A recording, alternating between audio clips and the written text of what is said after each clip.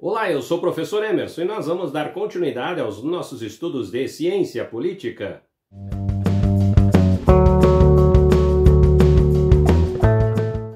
Prezados alunos, é um grande prazer estar aqui novamente com vocês e nós vamos então dar continuidade aos nossos estudos de ciência política.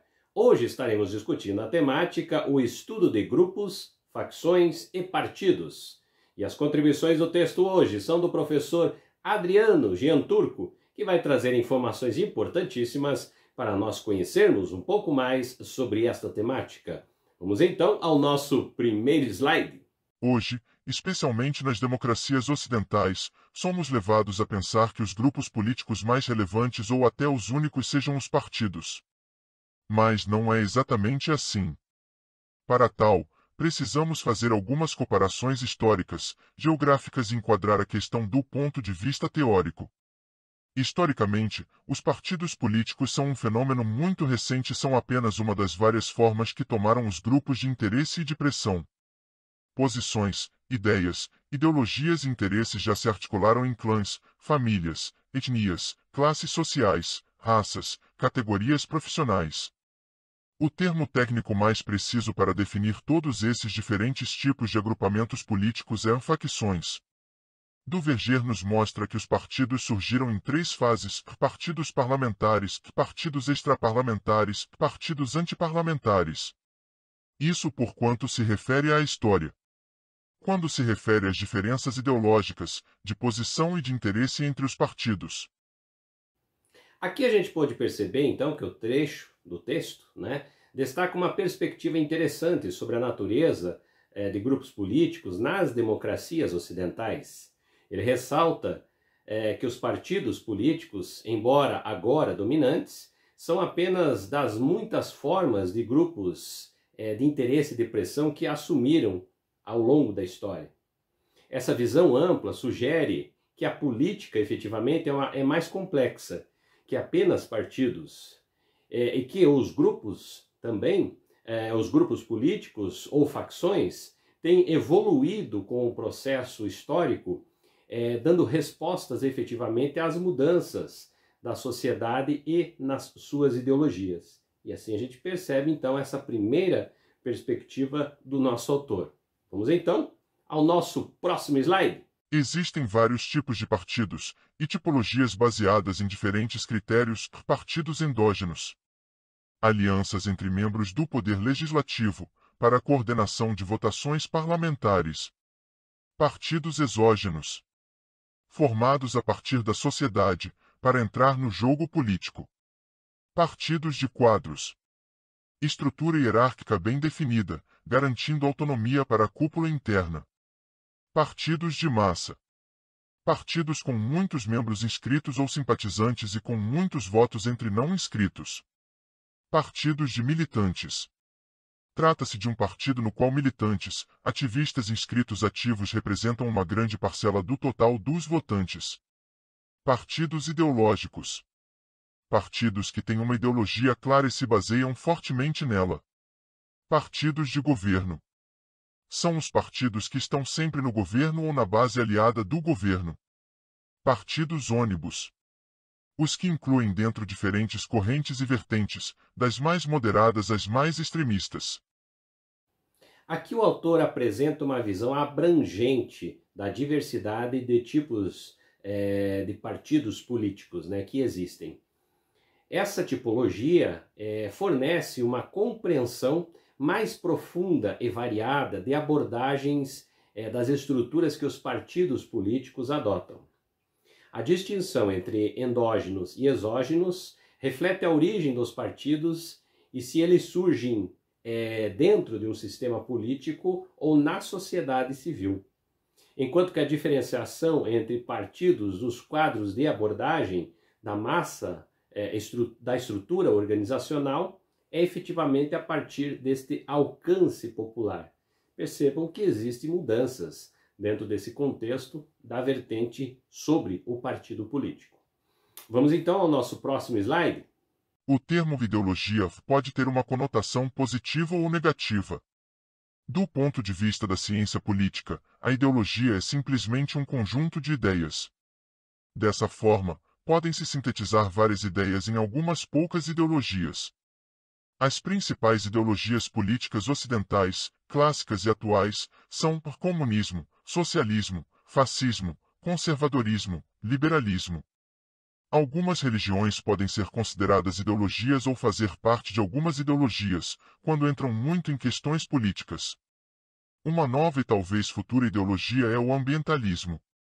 Nacionalismo, estatismo, racismo e outros coletivismos também podem ser considerados ideologias.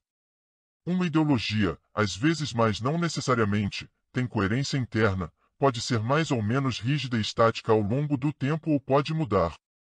Do ponto de vista filosófico, a questão é muito mais ampla. Do ponto de vista da ciência política, analisa-se um espectro mais limitado.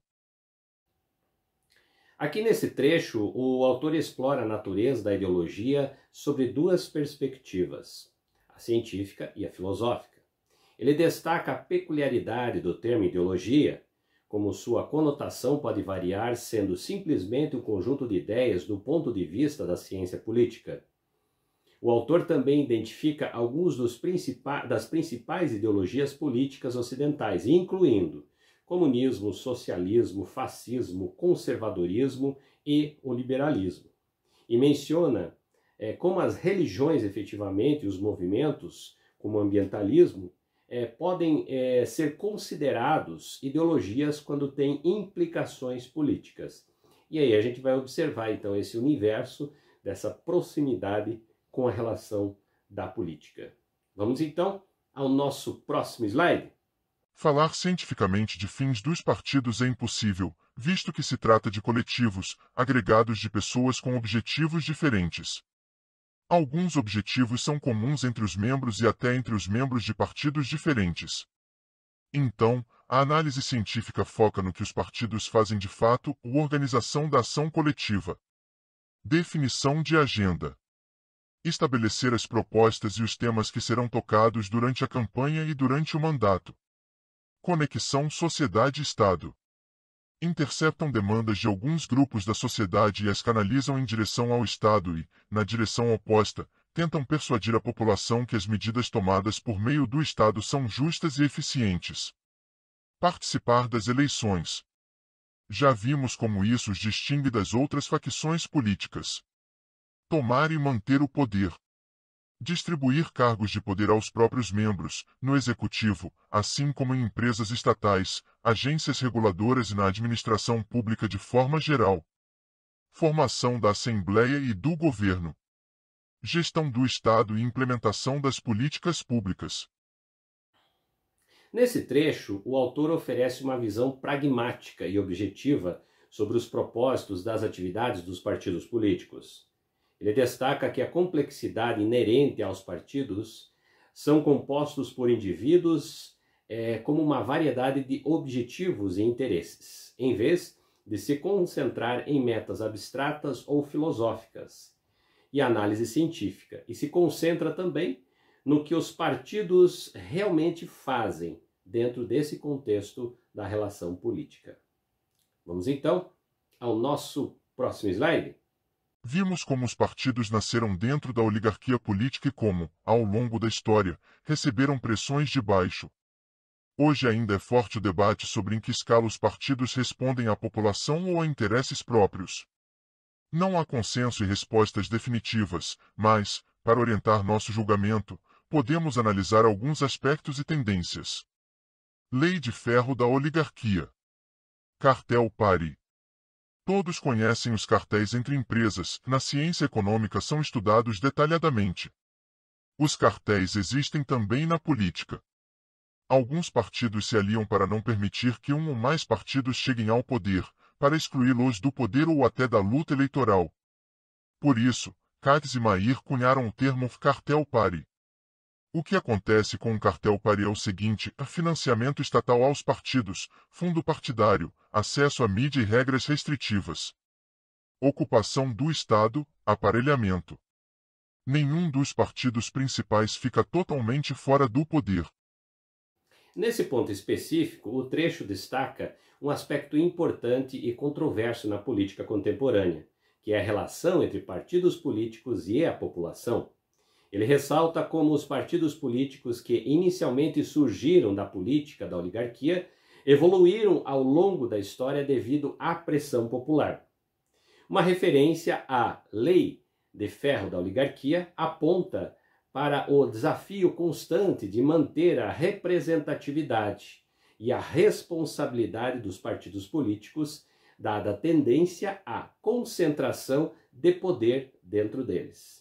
E aí a gente pode perceber efetivamente quais são as perspectivas que o autor nos traz com relação a essa formação dos partidos políticos, as mudanças que ocorrem dentro desse contexto da sociedade, né, representada pelos partidos e a pressão efetivamente da própria sociedade sobre a condição desses partidos. A todos vocês, espero que tenha contribuído para conhecer um pouquinho mais sobre esta temática. E nos encontramos no nosso próximo vídeo.